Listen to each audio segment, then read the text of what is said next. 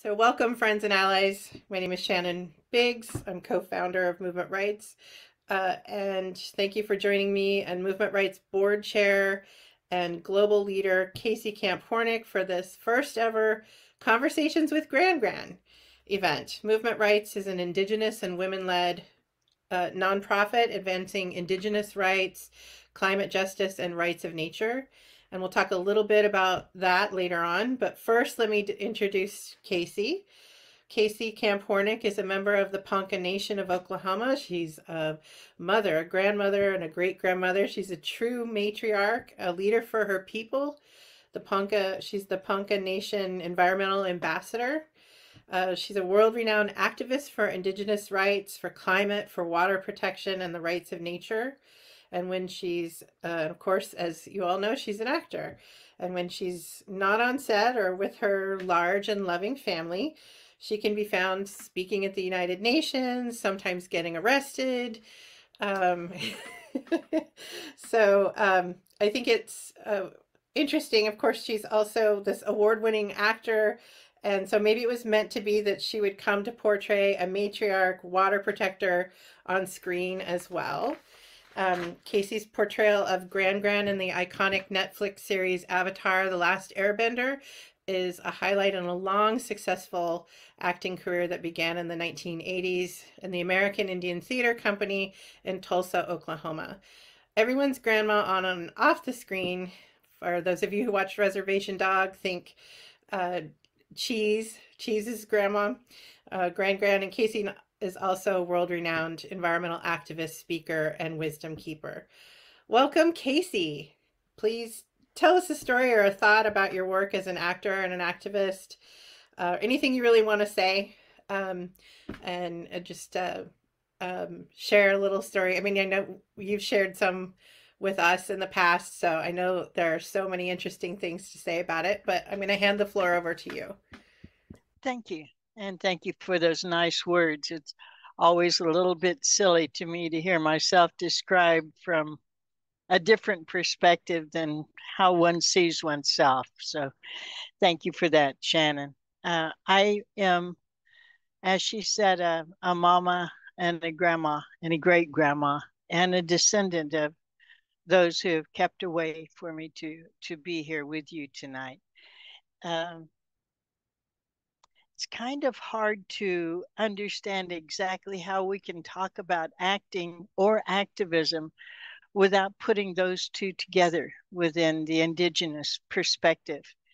Um, First of all, too, I also want to give a shout out to Lily Gladstone, the glorious Lily, who was capable of making her way up the ladder to do a part in a show that told some history from and through entertainment, and won all those awards. And you know, I humbly say she should have won the Oscar as well. But in all of our minds and hearts, she did that.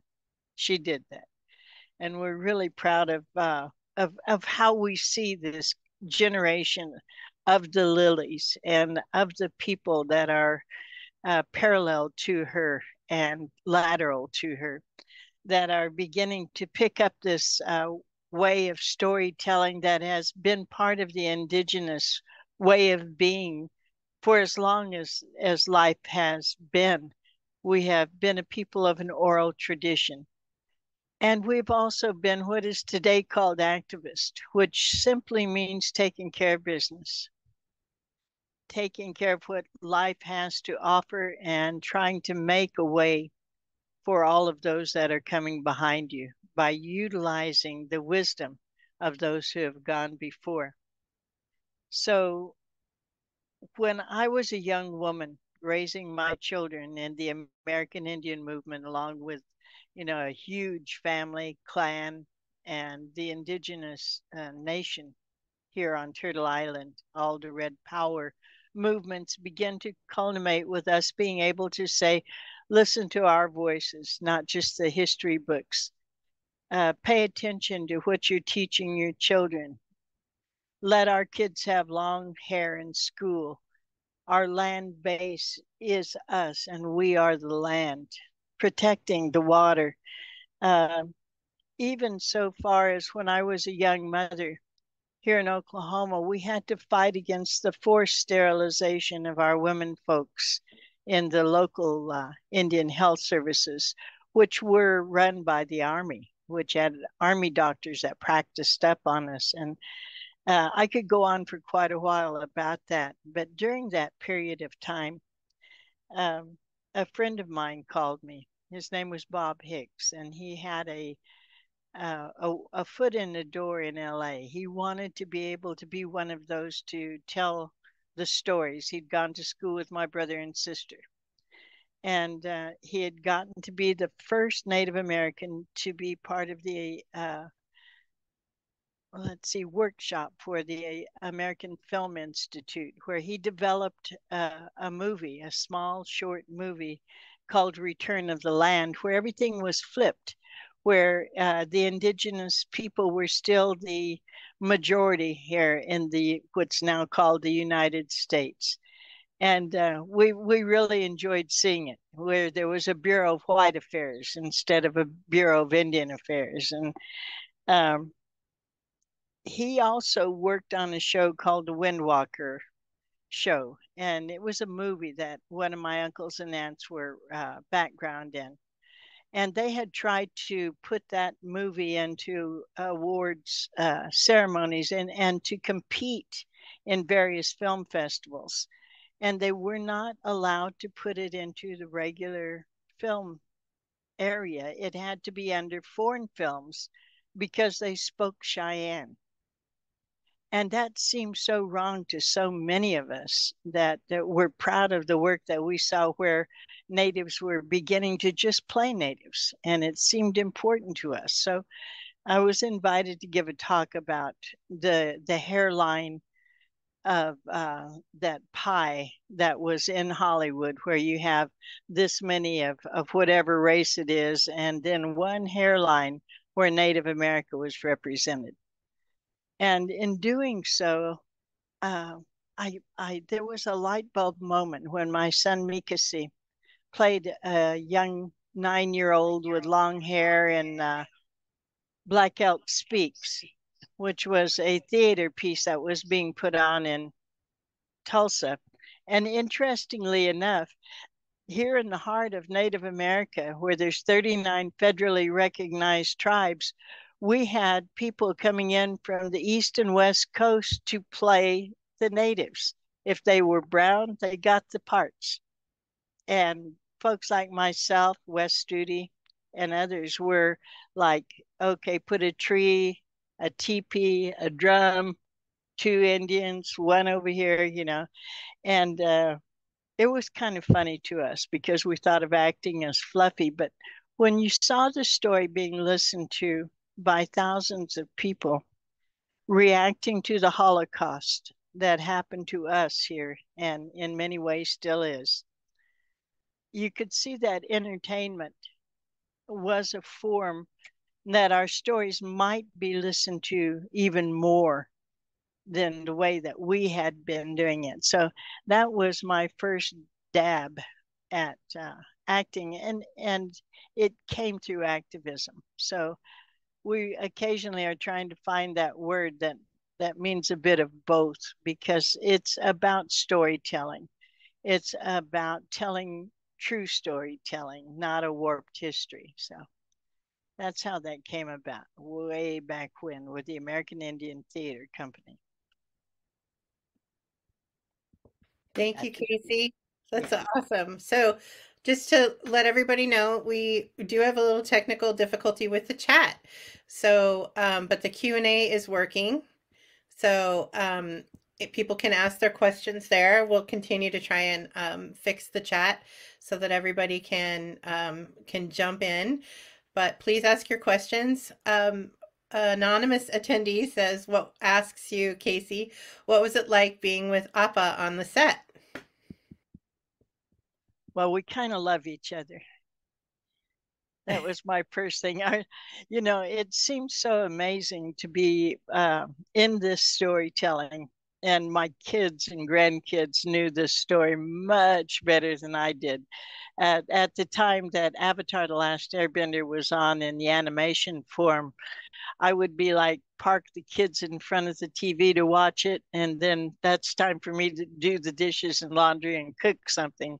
So when that show came out, and I was cast as Gran Gran, which is a whole nother story in itself. We'll talk about that too. Uh, I didn't know Appa. I did not know that there was a magical white buffalo, just happened to have 6 legs and could fly. That was part of the story.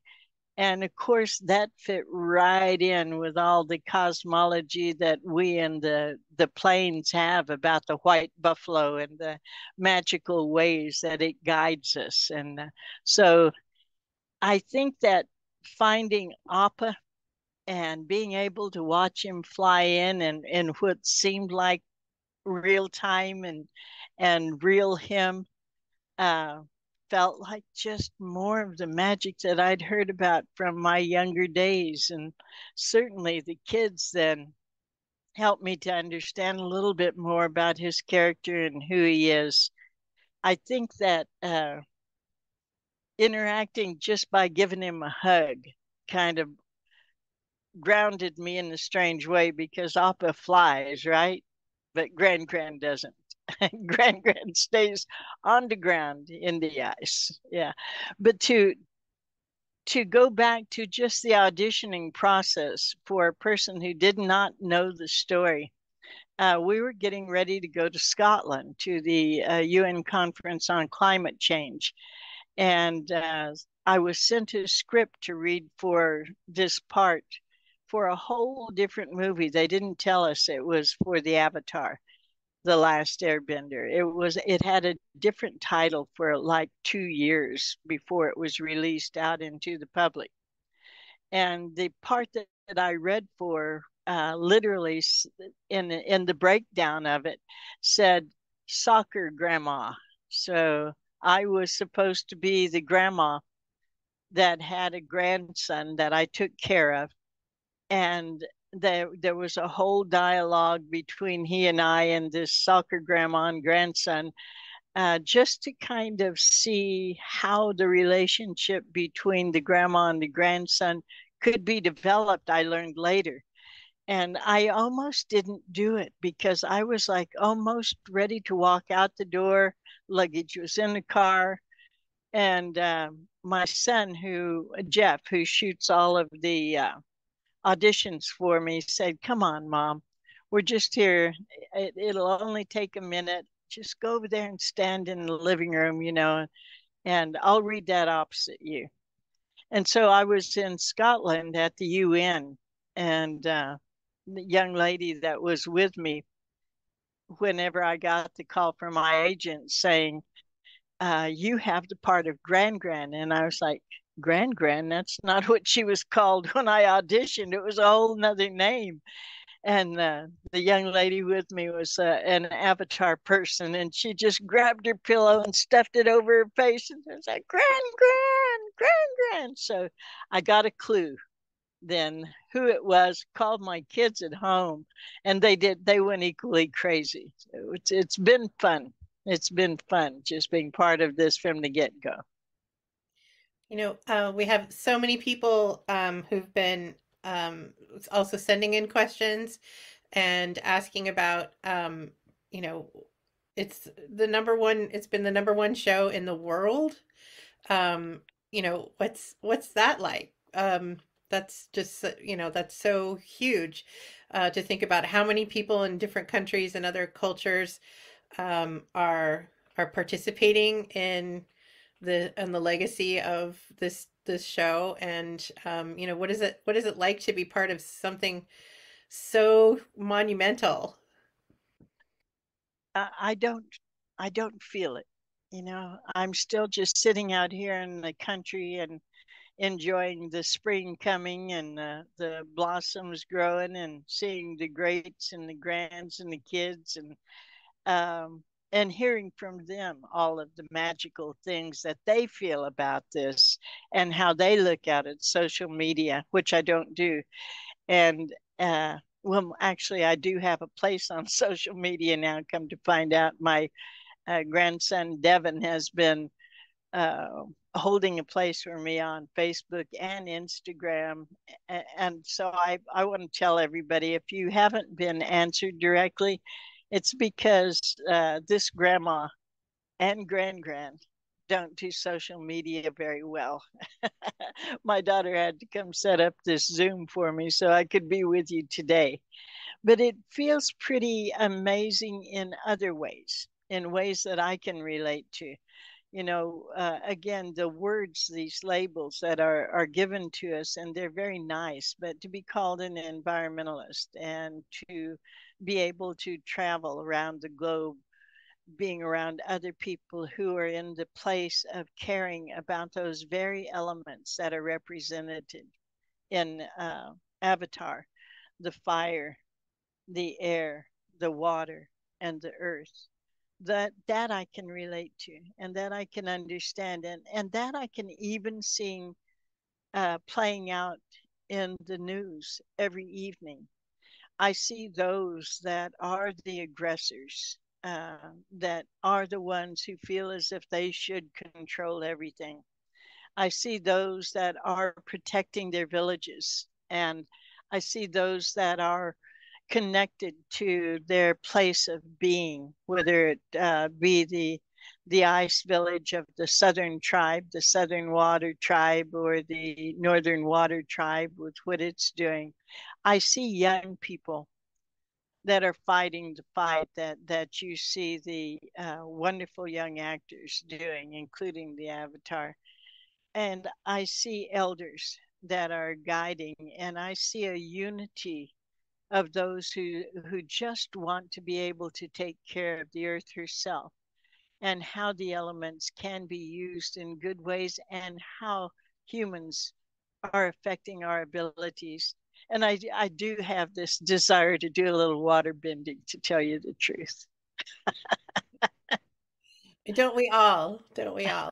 Um, so one last question before, and then we'll show a little video of movement rights work.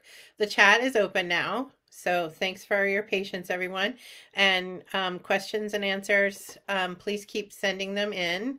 I know one of the questions that that someone had was about how differently this was filmed uh, than other things. Like, so you weren't in front of a green screen, apparently. No. Um, uh, what was it? What was so different about the filming of this series? I mean, it's so vibrant when you're watching it. It feels different, but not sure exactly how. So maybe you can share some of that magic with us.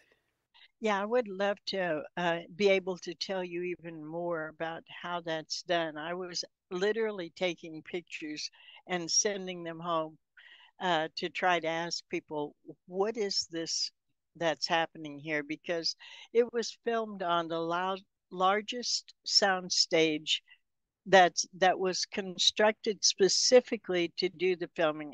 I guess The Mandalorian was filmed in a similar situation, but this was even bigger. And so we filmed in Vancouver, and the studio was massive, massive where the sets were. But the particular one for the Southern Water Tribe, and I'm sure that it was reused for others, although I wasn't there, um, was like if you could imagine a giant amphitheater, just a great big amphitheater, and behind the stage. So here's your amphitheater, and here's your stage on the ground here. Within that area were all of our homes, our that look like igloos or lodges, that were actually built with snow and whatever element we were portraying was there for you to be part of. The filming was done so you could walk in those. Even the sky was there. And so all the way around where the amphitheater walls were the icebergs and the rivers, and there was no green screen at all used for the work that I was doing. So you felt very much that you were in the southern water village and that you were participating with everybody in a very real way. And behind the screen, behind this giant amphitheater screen, were thousands of little LED cameras.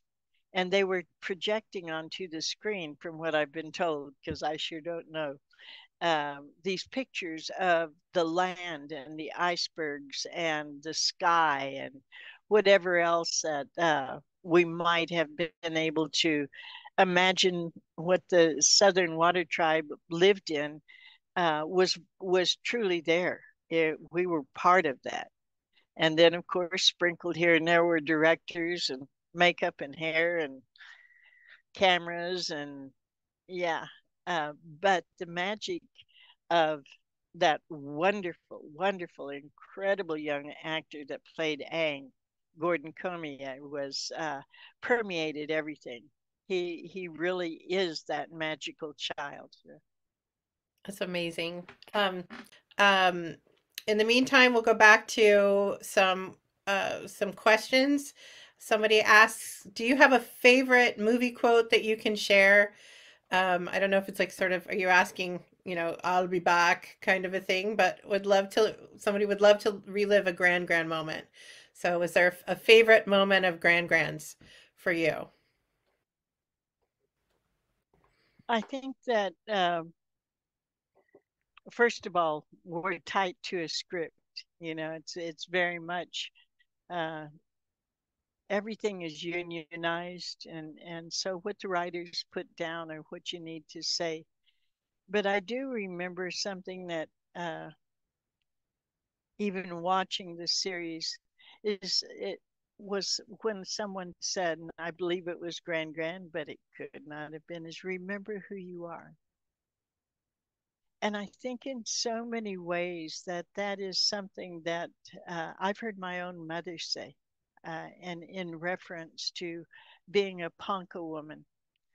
Earlier today when we were talking about the introductions, and you said that we should mention, could mention where we are tied to. I live here in the Ponca territory, that present day Ponca territory in north central Oklahoma.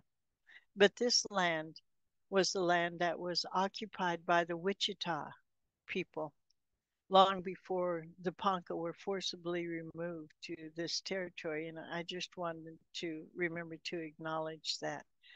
But I think that remembering who you are encompasses so much because it talks about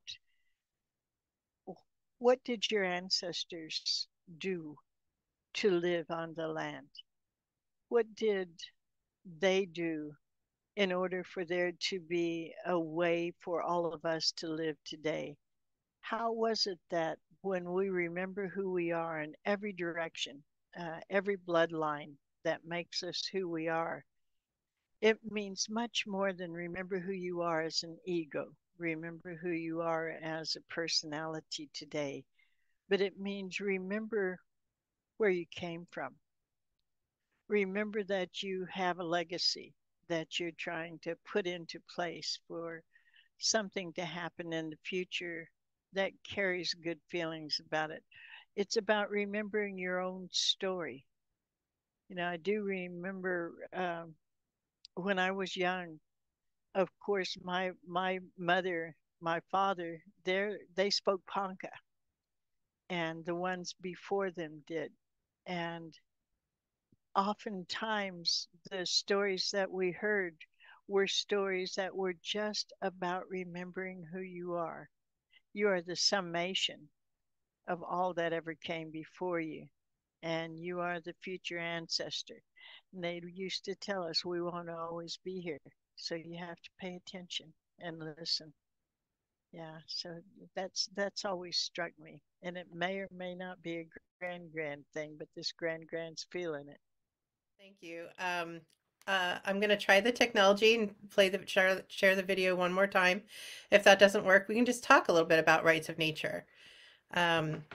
So just a moment, and hopefully the technology is working with us today. And more than anything else, we've listened to the water, just as our ceremonies taught us. These things we talk about, these rights of nature, rights of the rivers, are simply to help us understand that we have to align ourselves with the natural laws in the best way possible, incorporating into tribal law pre-existing and immutable rights and responsibilities for the health and welfare of Niska and Nijide, also known as the Arkansas and Salt Fork Rivers, and all Ponca water bodies.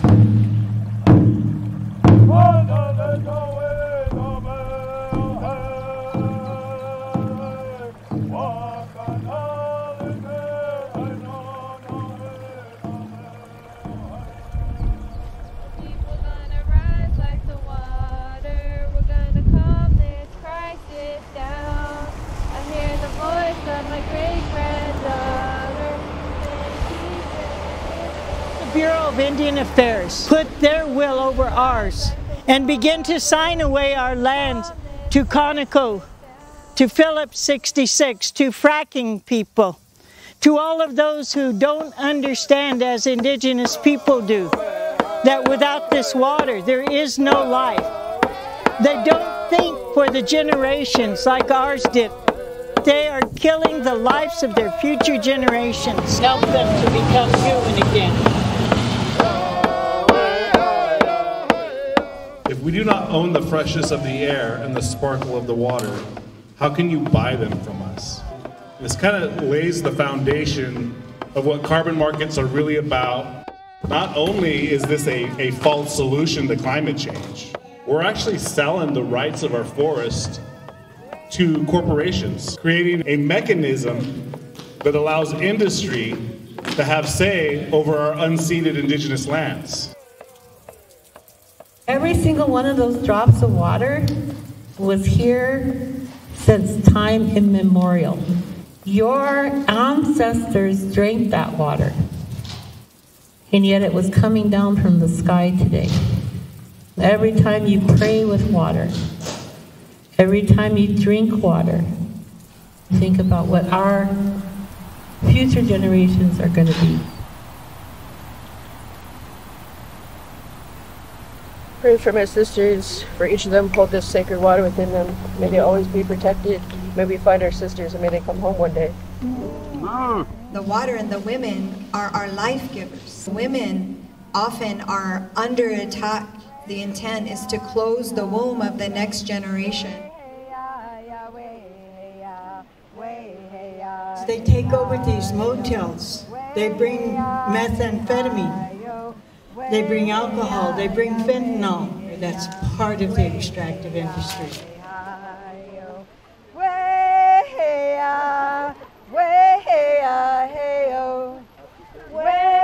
This is all a fundamental result of colonization, taking of the land, trafficking of the people, the sickness of drugs, substance abuse.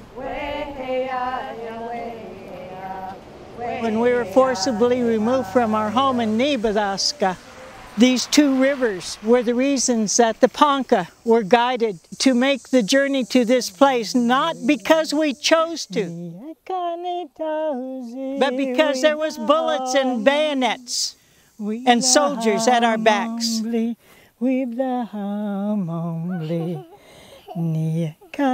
Our tribal leaders here in the Ponca country put into a law Ponca rights of the river, recognizing that these have always been in place.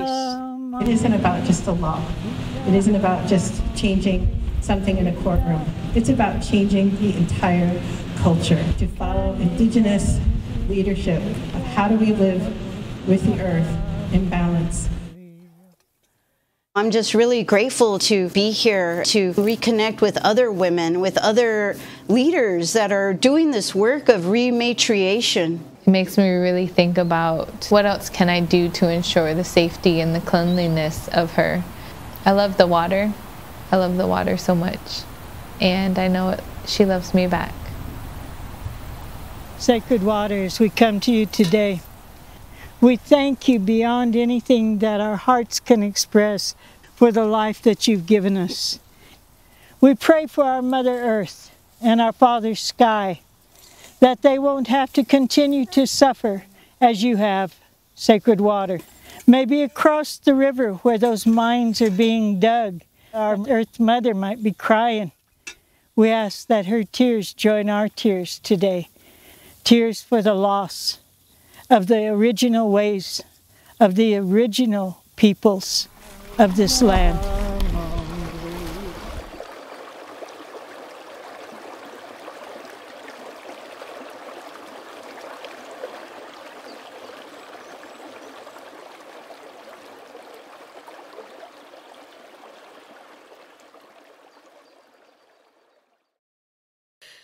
So, that's a glimpse for people who haven't been there, of where you live, and your community, and the work you do today. Just by I don't know if there are any coincidences, but today is International Day of Action for Rivers. So it feels really appropriate to say a little bit about your work around rights of rivers, and the other work you do with movement rights and around the world with many other organizations.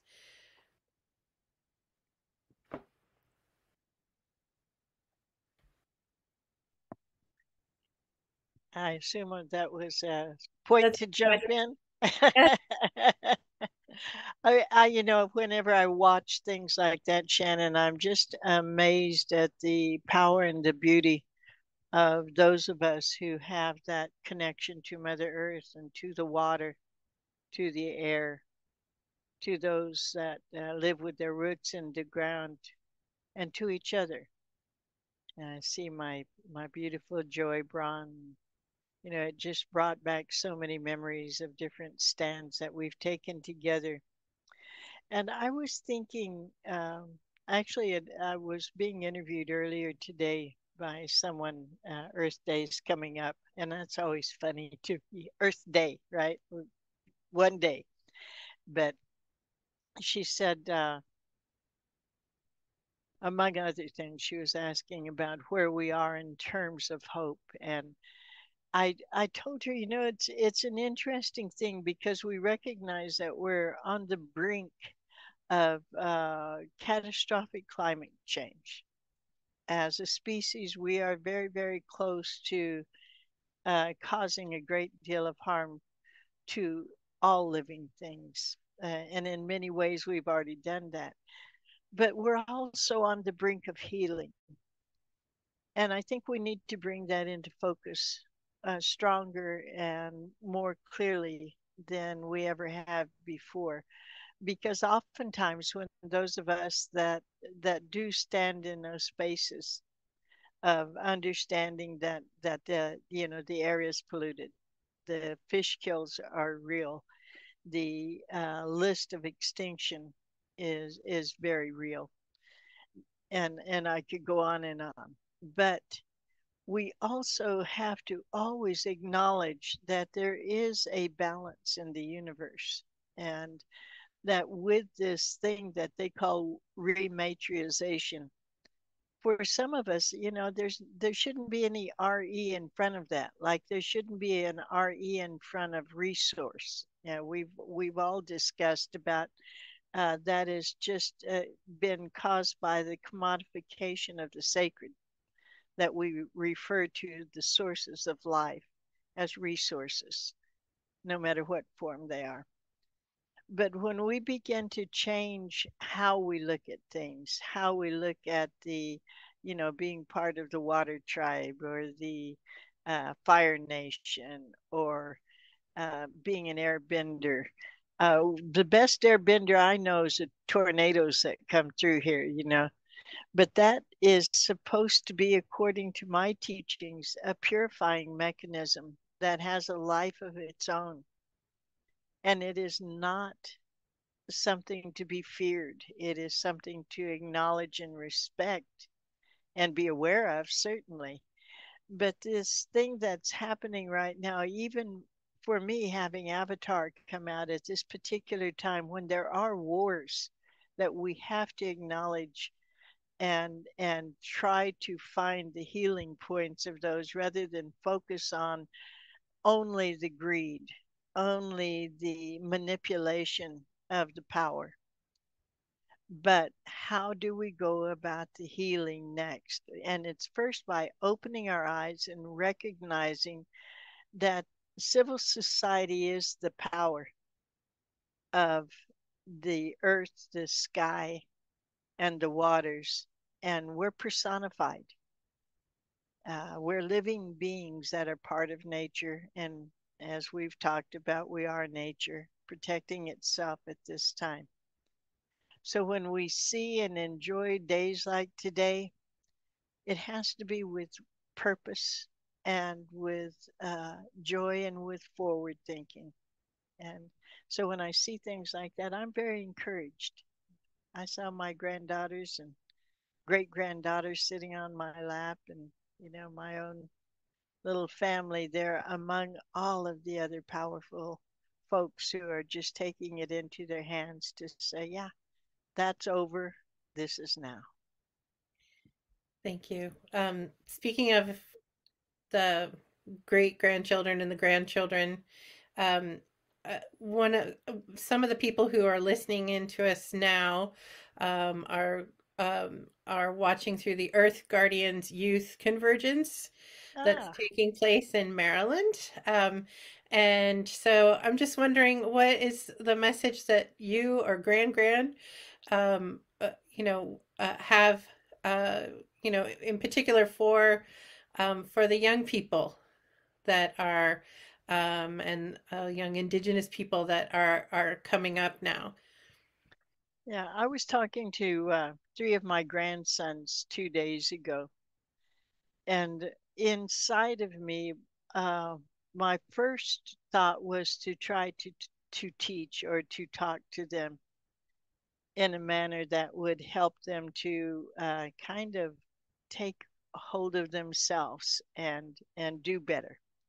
Of course, there's always issues. Grandmas are always intervening. You guys probably understand that. But instead, the inner voice was present again to remind them who they are. Who are the people that came before you that set this pattern into place that impels you to be here tonight when you could be doing anything? Who taught you and what did they say to you that helps you to become this Indigenous youth group? That's where the importance lies, not just with Gran Gran being on TV, because to me that's really awesome and it's really fun because it brings a source of pride to my family and my people, and ultimately Indigenous folks around the world that we know, and they like to see that, and it makes me feel good. But the reason that I even get the acting jobs that I get is because I'm grounded in my Indigenous knowledge and my Ponca ways and the ways of the people that came before me. So all I could say to any Indigenous youth and any youth, because everybody was Indigenous to some territory at some time, right? My daughter Julie is always reminding me of that. And everybody has the roots that helps to inform them how a future can be built. And then we can listen to one another and learn from one another, but listen to the water, listen to the land, listen to the breeze, stepping out on the porch at daybreak every morning when the sun is coming up, and listening to the birds that come here in this little acreage that we get to caretake because there's no pesticides. There's nothing that's going to kill them here. So they flock to this area. And there's a certain magic that we share with one another because of that. Uh, the uh, the ways that our ancestors had are the ways that we can go forward in this time that they call climate change, that in reference where I grew up in spirituality, it was called the Great Purification. And this purification is to help rebalance things. So it may get hotter before it gets cooler. It may be bigger storms before they realign themselves. It could be that that jet stream that is dipping further down and going further up is going to have to continue to do that. But in the end, the result is rebalancing. How do we use the words that are taught to us, those like just transition, that helps people who are the minions in the great scheme of the extractive industry to be able to live healthy lives with their families. We're also interconnected, and that's where we have to be able to build our relationships from those elements in Avatar and how they are part of us and we are part of them, and how the interconnectedness is the only way for us to be able to recognize our place within the sacred web of life. Thank you. At this time, we have a bit of a surprise for the folks who are here with us. Speaking of the water tribe and the elements and family, we have a special sweepstakes giveaway that will be starting just right now, actually. It'll be starting on social media, but right after, so everybody who's here on this webinar will have will be entered to win a beautiful piece of jewelry. Actually, there are two sets of jewelry that I believe are made by members of your family. Yeah. So a very special connection. These are very special jewelry. I'm going to share screen and show them to you, and then tell you a little bit about the sweepstakes. So these, can you see both sets? So these beautiful, these are just so amazing.